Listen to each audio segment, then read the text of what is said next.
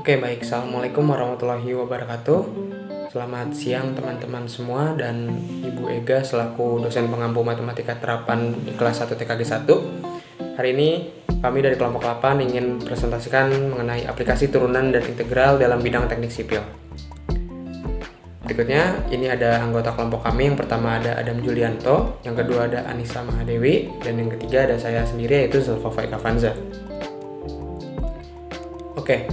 Turunan merupakan suatu perhitungan terhadap perubahan nilai fungsi karena perubahan nilai input atau variabel. Turunan dapat disebut juga sebagai diferensial dan proses dalam menentukan turunan untuk suatu fungsi disebut juga sebagai diferensiasi. Berikutnya ada aturan dalam turunan fungsi. Jika fx maka f aksen x sama dengan 0, dan jika fx sama dengan x maka f aksen x sama dengan 1. Lalu ada aturan pangkat, jika fx sama dengan xn, maka f aksen x sama dengan n dikali n-1. Dan untuk aturan kelipatan konstanta, yaitu kf dikali x sama dengan k dikali f aksen x. Dan aturan rantai yaitu fogx sama dengan f aksen g kali x dikali g aksen x. Adapun untuk rumus turunan lainnya yaitu turunan fungsi pangkat. Contohnya itu, bentuk dari fungsi pangkat adalah fx sama dengan x pangkat n, sehingga turunannya adalah f aksen x sama dengan nx pangkat n-1. Dan untuk contohnya itu, turunan pertama dari fungsi fx sama dengan x pangkat 7 adalah f aksen x sama dengan 7x pangkat 7 min 1. Jadi 7x pangkat 6. Dan untuk rumus turunan lainnya itu masih ada turunan jumlah, turunan selisih, hasil kali, dan hasil bagi dua fungsi. Dan untuk berikutnya itu ada turunan fungsi pembagian. Bentuk untuk fungsi pembagian adalah fx sama dengan u per v, sehingga turunannya adalah f aksen x sama dengan u aksen v sama dengan u v aksen per v pangkat 2. Untuk contohnya sendiri bisa terlihat seperti yang ada di layar. Baik, untuk slide selanjutnya yaitu penerapan turunan. Yang pertama, turunan dapat diterapkan untuk menghitung gradien dari garis singgung suatu kurva. Yang kedua, turunan dapat digunakan untuk menentukan interval di mana suatu fungsi naik atau turun. Yang ketiga, turunan dapat diterapkan untuk menentukan nilai stasioner suatu fungsi. Dan yang terakhir, turunan dapat diterapkan dalam menyelesaikan permasalahan yang berkaitan dengan persamaan gerak. Selanjutnya, pengaplikasian turunan. Yang pertama itu analisis struktur, yang kedua perhitungan kecepatan dan percepatan, yang ketiga analisis traksi pada permukaan jalan, yang keempat perencanaan fondasi atau pekerjaan geoteknik, yang kelima perhitungan aliran air dalam saluran terbuka atau pipa, dan membantu perhitungan sistem drainase. Dan yang terakhir itu menghitung gradien lereng dan kemiringan lereng. Selanjutnya ada penjelasan tentang integral. Integral merupakan bentuk operasi matematika yang menjadi kebalikan atau inverse dari operasi turunan dan limit dari jumlah atau suatu luas daerah tertentu. Berdasarkan pengertian tersebut, ada dua hal yang dilakukan dalam integral, sehingga dikategorikan menjadi dua jenis integral. Yang pertama, integral sebagai inverse atau kebalikan dari turunan, disebut sebagai integral tak tentu. Dan yang kedua, integral sebagai limit dari jumlah atau suatu luas daerah tertentu disebut integral tentu. Selanjutnya ada macam-macam integral. Yang pertama itu ada integral tak tentu dan integral tentu. Berikut adalah rumus integral tentu.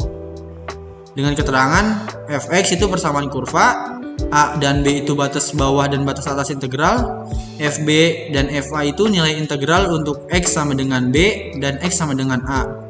Itu rumus untuk integral tak tentu. Dan untuk integral tentu itu fx sama dengan persamaan kurva, f besar x itu luasan di bawah kurva fx, dan c itu adalah konstanta.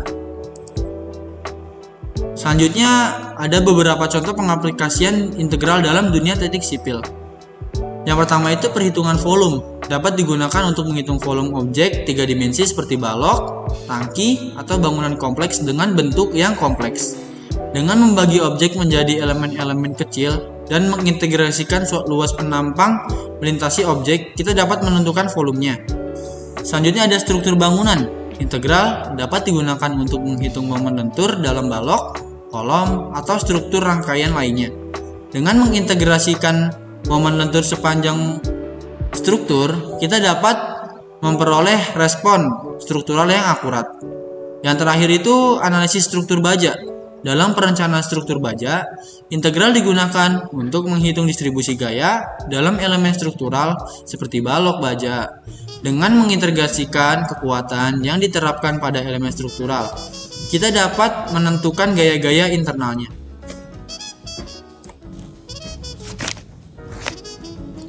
Beberapa contoh pengaplikasian integral dalam dunia teknik sipil, yaitu ada hidrolika, di mana integral digunakan untuk mengintegrasikan kecepatan aliran pada penampang untuk mendapatkan debit total aliran. Selanjutnya ada perencanaan jalan, yang dimana integral digunakan untuk menghitung kemiringan jalan dan mengintegrasikan permukaan untuk menentukan profil jalan yang tepat. Dan terakhir ada perencanaan drainase, yang dimana integral digunakan untuk mengintegrasikan kecepatan aliran permukaan dan menghitung volume aliran air. Contoh soal turunan.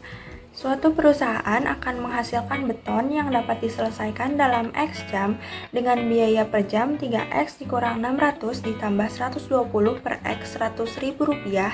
Agar biaya tersebut minimum, beton tersebut dapat diselesaikan dalam waktu. Oke, berikut penyelesaiannya. Jadi tadi disebutkan biaya per jamnya itu 3X dikurang 600 ditambah 120 per X. Jadi yang ditanya tuh biaya untuk X jamnya, jadi tinggal dikali aja. 3X dikurang 600 ditambah 120 per X dikali X. Nah, hasilnya tuh 3X kuadrat dikurang 600X ditambah 120. Tinggal diturunkan pakai rumus A dikali N X N-1. Hasilnya tuh jadi 6X dikurang 600. Nah, jadi biaya minimumnya itu kan 6X min 600, terus diperoleh X-nya itu 100. Jadi agar biaya minimum, beton tersebut dapat diselesaikan dalam waktu 100 jam. Contoh soal integral. Berapakah lahan tanah parkiran milik Pak Denny jika memiliki luas daerah yang dibatasi oleh grafik Y sama dengan X kuadrat min 6X dan sumbu X? Untuk penyelesaiannya, yang pertama-tama tuh cari titik potong kurva Y sama dengan X kuadrat min 6 terhadap sumbu X. Nah, tadi kan grafiknya X kuadrat min 6X sama dengan 0, maka diperoleh akar-akarnya X sama dengan 0 atau X sama dengan 6. Nah, untuk mencari luas daerahnya menggunakan minus integral 0 sampai 6 X kuadrat min 6X dx, diintegralkan menggunakan rumus 1 per N plus 1 X pangkat N plus 1. Diperoleh hasil minus 1 per 3 X pangkat 3 ditambah 3X kuadrat. Nah, tadi kan ada batas-batas integral dari 0 sampai 6. Jadi X-nya itu diganti 0 dan 6 terus dikurangkan. Menjadi minus 1 per 3 dikali 6 pangkat 3 ditambah 3 dikali 6 pangkat 2 dikurang minus 1 per 3 dikali 0 pangkat 3 ditambah 3 dikali 0 pangkat 2. Memperoleh hasil 36.